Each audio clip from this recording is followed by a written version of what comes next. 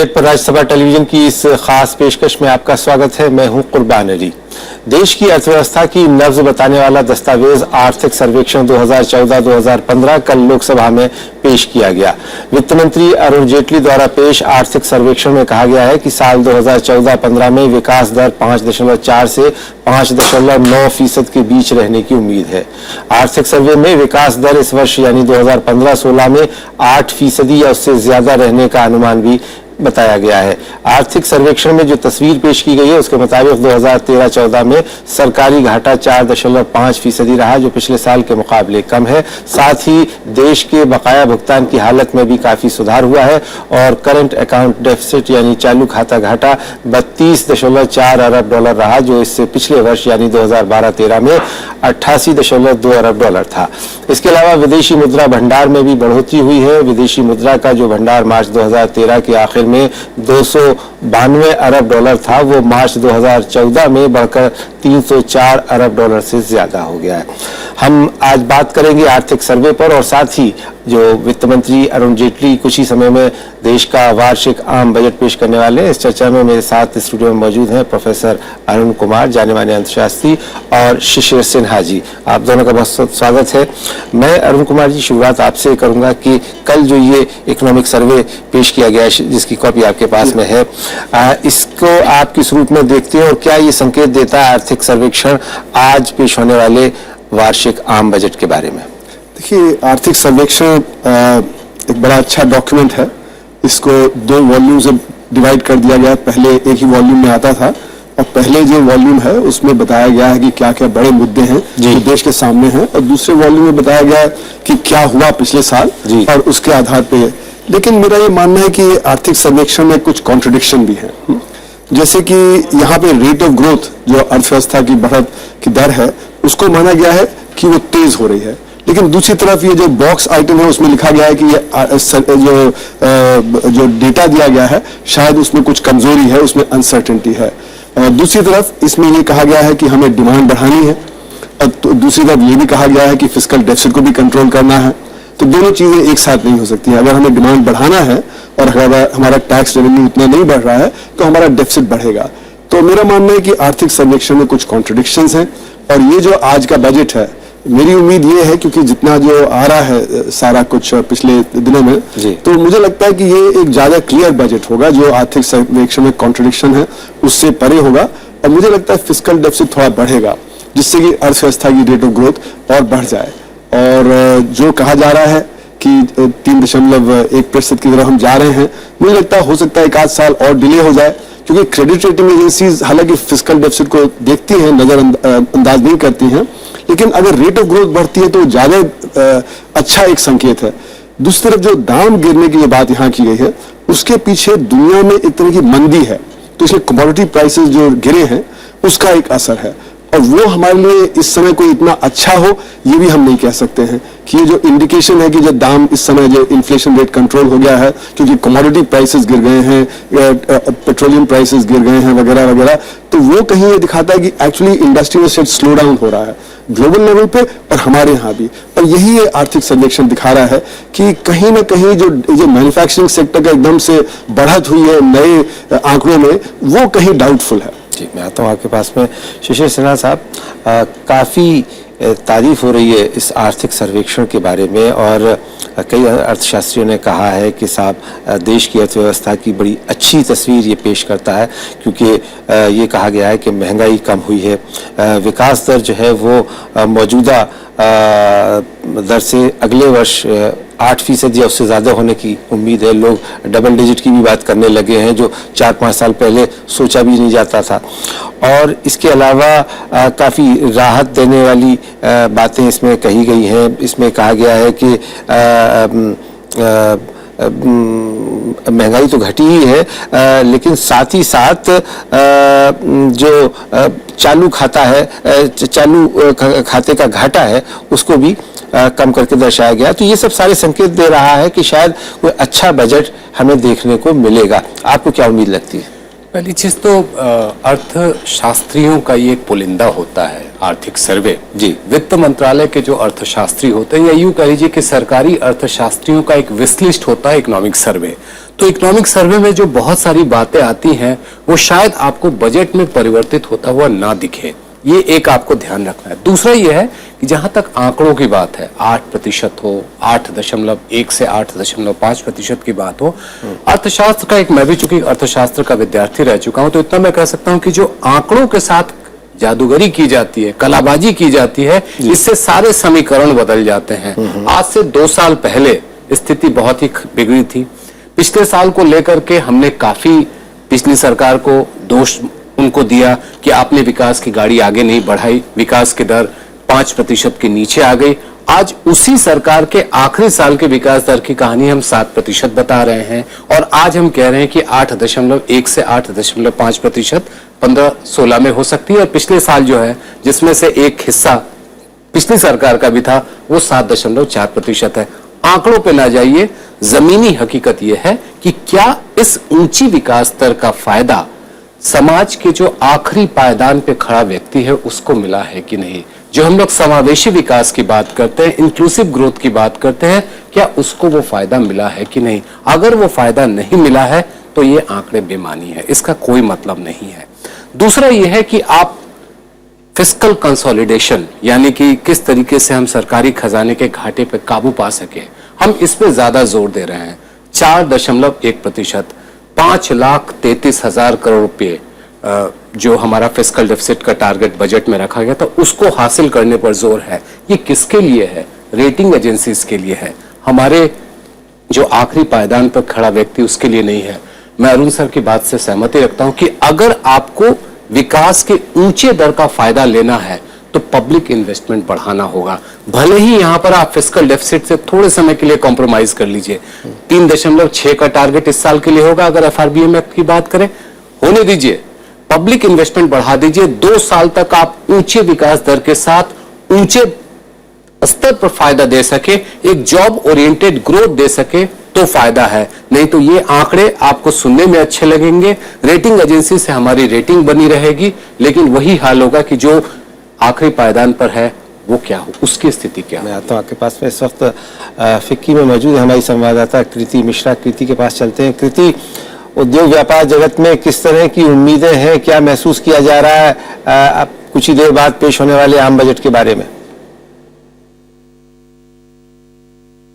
जी कुर्बान, देखिए, पिछले कुछ सालों से उद्योग जगत की सबसे बड़ी एक शिकायत रही है, वो है पॉलिसी पैरालिसिस की।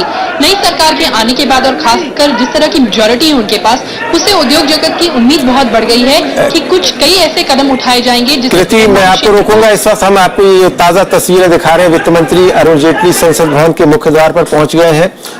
बजट की कॉपी उनके हाथ में है और वो अब लोकसभा की ओर बढ़ रहे हैं, क्योंकि 11 बजे उनको ये वार्षिक आम बजट पेश करना है। उससे पहले शायद कुछ अंतिम जो जिसको कहा जाता है फाइनल टचेस देने की भी कोशिश करें। जी, कैबिनेट की बैठक होती है, शिशिर हमें बता रहे हैं। इससे परंपरा ये है कि बजट पेश होने से पहले प्रधानमंत्री की अध्यक्षता में ये ताजा तस्वीरें आपको हम दिखा रहे हैं। वित्त मंत्री अरुण जेटली अपने सहयोगी मंत्रियों के साथ संसद भवन पहुंचे हैं और ये संसद भवन के बाहर की ताजा तस्वीरें हैं, आपको हम दिखा रहे हैं। वित्त मंत्री संसद भवन जा रहे हैं, जहां प्रधानमंत्री की अध्यक्षता में कैबिनेट की बैठक होगी। इस बजट को उसे मंजूरी दी जाएगी और फिर इसे वित्त मंत्री लोकसभा में पेश करेंगे। 11 बजे सदन की कार्रवाई जब शुरू होगी तो वित्त मंत्री अपना बजट भाषण पढ़ना शुरू करेंगे, जो उम्मीद है कि लगभग 2 घंटे का होगा। शायद 12:30-1 बजे तक ये वित्त मंत्री का भाषण चलेगा। कृति जी, आप कुछ बता रही थी हमें उद्योग व्यापार जगत की प्रतिक्रिया। जी कुर्बान, पिछले कुछ सालों से उद्योग जगत की सबसे बड़ी शिकायत रही है पॉलिसी पैरालिसिस की, और इस बार जिस तरह का मैंडेट बीजेपी को मिला है, उद्योग जगत को बहुत उम्मीद है कि बिग बैंग रिफॉर्म्स कड़वी दवा जैसे कि कहते आए हैं वो जरूर एडमिनिस्टर की जाएगी ताकि अच्छे दिन आ जाएं। उनको पूरी उम्मीद है कि विनिर्माण क्षेत्र के लिए, निवेश के लिए ऐसे कदम उठाए जाएंगे जिससे इनको बढ़ावा मिले। और कल आए अगर इकोनॉमिक सर्वे की बात करें तो उसमें भी अनुमान लगाया गया है कि मॉनसून अच्छा रहेगा, इन्फ्लेशन 5 से लेकर 5.5 के बीच में रहेगा और फरवरी में भी तो जो जनवरी के होलसेल प्राइस इंडेक्स के जो आंकड़े आए थे वो नेगेटिव ग्रोथ रही थी। तो कहीं ना कहीं इनको ये भी उम्मीद है कि मैक्रो इकोनॉमिक इंडिकेटर्स ऐसे हैं कि आरबीआई को सफिशिएंट रूम मिलेगा कि वो रेट कट कर सके। लेकिन देखिए कुर्बान, जहां उम्मीदें हैं वहीं संशय भी है। देखिए लैंड एक्विजिशन बिल को लेकर बीजेपी के प्रति गुस्सा है लोगों में। दूसरी ओर आम आदमी पार्टी की जिस तरह से जीत हुई है और जैसे कि उन्होंने ऐलान किया है कि बिजली के बिल कम कर दिए, उन्होंने वाटर सब्सिडी दे दी है, वाटर बिल कम कर दिए, तो क्या ये पॉपुलिस्ट तो नहीं हो जाएगा? फिस्कल कंसोलिडेशन किस तरह होगा? सब्सिडी पर सरकार का क्या मत रहेगा? इन सारे आयामों को लेकर उद्योग जगत में अभी सवाल भी खड़े हैं। जी कुर्बान। जी बहुत बहुत शुक्रिया कृति, हम आएंगे आपके पास में दोबारा। आप बनी रहिए हमारे साथ में। हमारे साथ इस वक्त सुधीर पवार साहब भी जुड़ चुके हैं, अध्यक्ष किसान जागृति मंच है। सुधीर जी, भूमि अधिग्रहण की बात अभी कृति कर रही थी, वो एक अलग बात है, लेकिन इस बजट को लेकर के किसान समुदाय में किस तरह की उम्मीद है, आप किस रूप में देख रहे हैं? यदि इस सरकार का पिछले कार्यकाल देखा जाए तो शायद किसानों के पक्ष में तो कोई इस सरकार की बात अब तक नहीं जाती हुई दिखाई दे रही।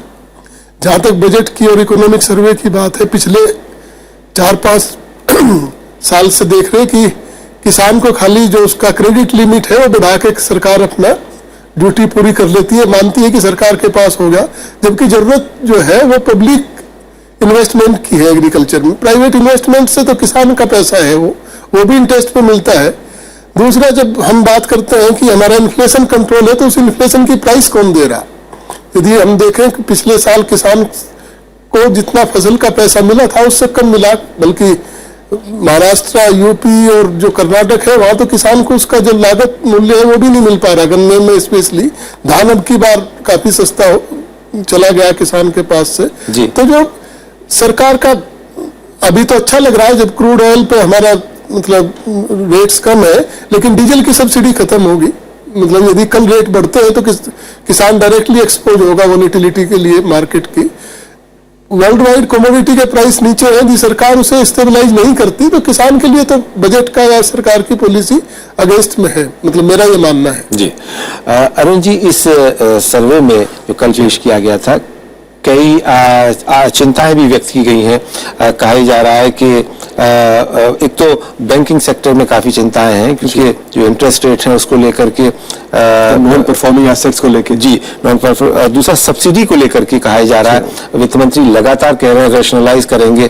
रैशनलाइज करने का अगर मैं सीधा मतलब निकालूं तो ये कि उसको कम कर दिया जाएगा, और जिसकी बात अभी सुधीर जी ने भी की। इसके अलावा कृषि विकास का जो लक्ष्य है उसके बारे में तो खुद सरकार मान रही है कि 4% से भी कम रह सकता है। और इसके अलावा जो रोजगार का मामला है वो भी एक बड़ी चिंता का सबब है।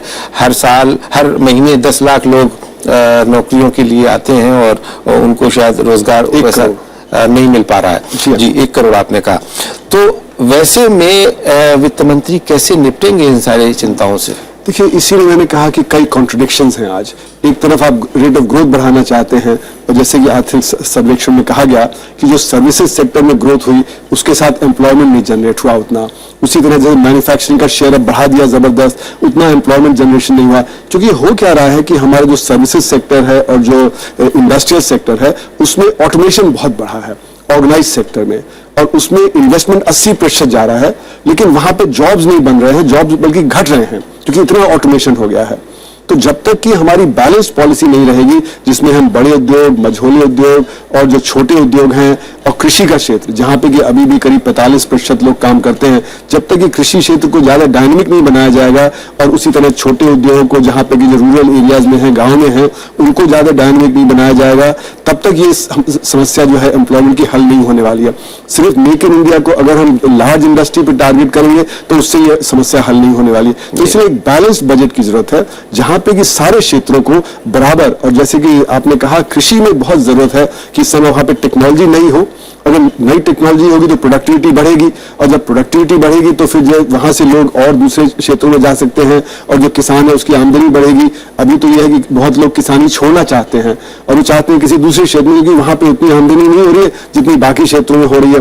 तो इनकी समस्या बहुत जटिल है और इसी में बजट पे बहुत उम्मीदें हैं, क्योंकि ये कहा गया था कि अभी तक पॉलिसी पैरालिसिस है, पॉलिसी पैरालिसिस खत्म हो जाएगा, लेकिन एक दूसरी तरह का पॉलिसी पैरालिसिस आ गया, क्योंकि सोशल सेक्टर पे इतना डिस्टर्बेंस हुआ है पिछले 8-9 महीने में। उसके चलते हुए जब पार्लियामेंट भी नहीं चल पाती ठीक से, उसके जो अटेंशन डाइवर्ट हो जाती है, और उसके चलते सीआईआई में जो मीटिंग हुई अभी 2 महीना पहले, और जो फॉरेन इन्वेस्टर्स है उनके साथ जो मीटिंग हुई, उन्होंने कहा कि ये पॉलिटिक्स अगर इतनी अनस्टेबल रहेगी तो हम इन्वेस्टमेंट नहीं कर पाएंगे, तो पॉलिसी पैरालिसिस उस फॉर्म में चलता रहेगा।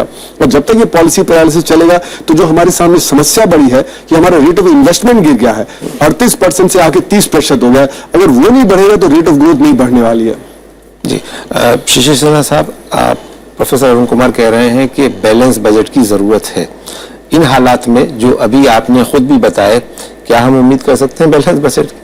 देखिए, इस सरकार की सबसे बड़ी खासियत यह है कि ये बहुमत में है, और हमने 3 दशक के बाद एक बहुमत वाली सरकार देखी है। दूसरा ये भी आप मत भूलिए कि 91 के बाद अगर हम 2015 की बात करें जी, तो ये एक ऐसा दौर है जब सरकार पहले साल पे कड़े कदम उठा सकती है, बोल्ड मेजर्स, बिग मेजर्स उठा सकती है, क्योंकि आपके पास अभी चुनाव में नहीं जाना है, आप तीसरे चौथे साल में पॉपुलिज्म पे जा सकते हैं। अगर रेल बजट से मैं संकेत देखूं तो रेल बजट में एक विजन पेश किया गया, एक स्टेटमेंट ऐसा दिया गया कि अगले 5 सालों के लिए हमारा रोड मैप कैसा होगा। बजट में यही होना चाहिए, तभी आप बैलेंस कर पाएंगे।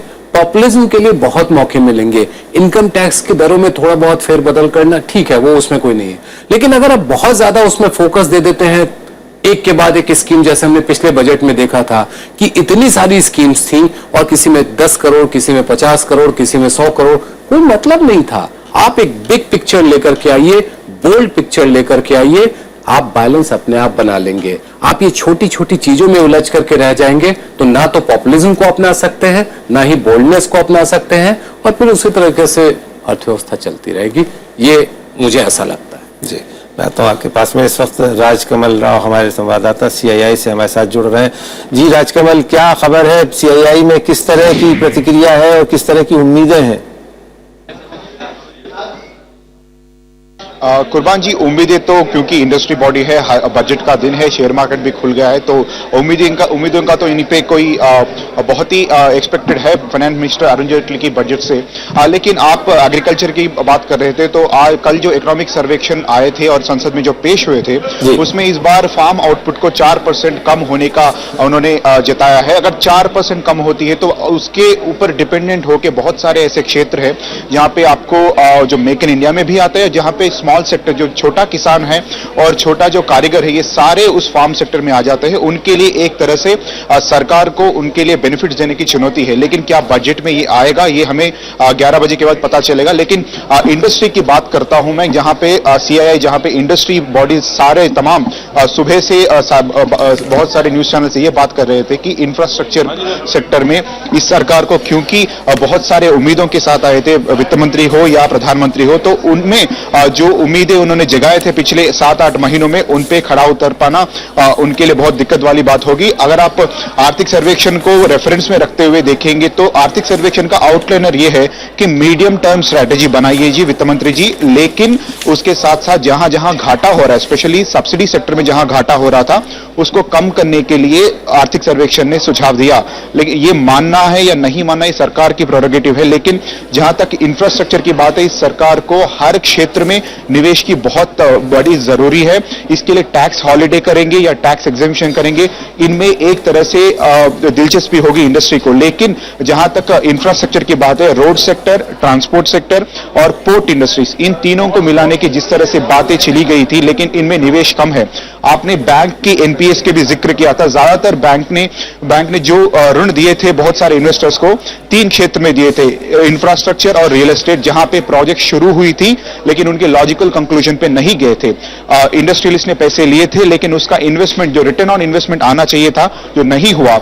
इन सारे ग्रोथ फिगर्स में लेकर के अगर आप देखेंगे तो रोजगार जब तक सरकार नहीं बढ़ा पाती है इस तरह की 10% डबल डिजिट ग्रोथ में, तब तक इस बजट को आप टेस्ट केस नहीं समझ सकते। जी राजकमल, मेरे पास में दो तीन प्रतिक्रियाएं हैं।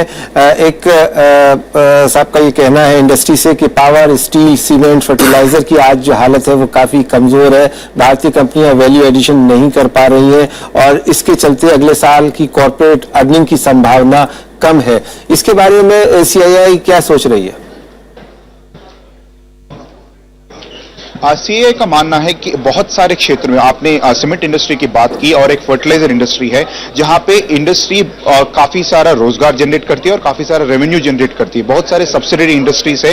इन सारे बड़े उद्योगपतियों के जो इंडस्ट्री उन पे डिपेंडेंट है। सरकार से इनकी उम्मीद है कि जो बड़े उद्योगपति है, जो बड़े उद्योग क्षेत्र है, अगर वहां उनके लिए टैक्स हॉलिडेज या राहत दिए जाए तो बाकी अलग क्षेत्र भी बढ़ेगा। जो इंफ्रास्ट्रक्चर ग्रोथ की बात कर रहे थे वो क्यूमुलेटिव होना चाहिए, किसी एक इंडस्ट्री को स्पेसिफिक नहीं होना चाहिए। लेकिन बजट में वित्त मंत्री के लिए बहुत मुश्किल होगा। पिछले साल आपने देखा हर स्कीम में 100 करोड़ का उन्होंने अनाउंसमेंट करते गए, लेकिन जो प्रैक्टिकली जो 8 महीने में हुआ था, बहुत सारे इंडस्ट्री के वॉइसेस ये भी कह रहे थे कि जितना अनाउंसमेंट हुए थे वो अभी तक लागू नहीं हो पाए। इसलिए इंडस्ट्री ये बात पर अड़ी हुई है कि जो भी आप प्रॉमिस करेंगे बजट के समय पे, कम से कम 3 महीने के अंदर अंदर उसका इंप्लीमेंटेशन जमीनी स्तर पे होना चाहिए। ठीक है राजकमल, बहुत शुक्रिया इस जानकारी के लिए। इस वक्त हमारे वरिष्ठ सहयोगी अखिलेश सुमन नॉर्थ ब्लॉक में है, वित्त मंत्रालय के पास हैं।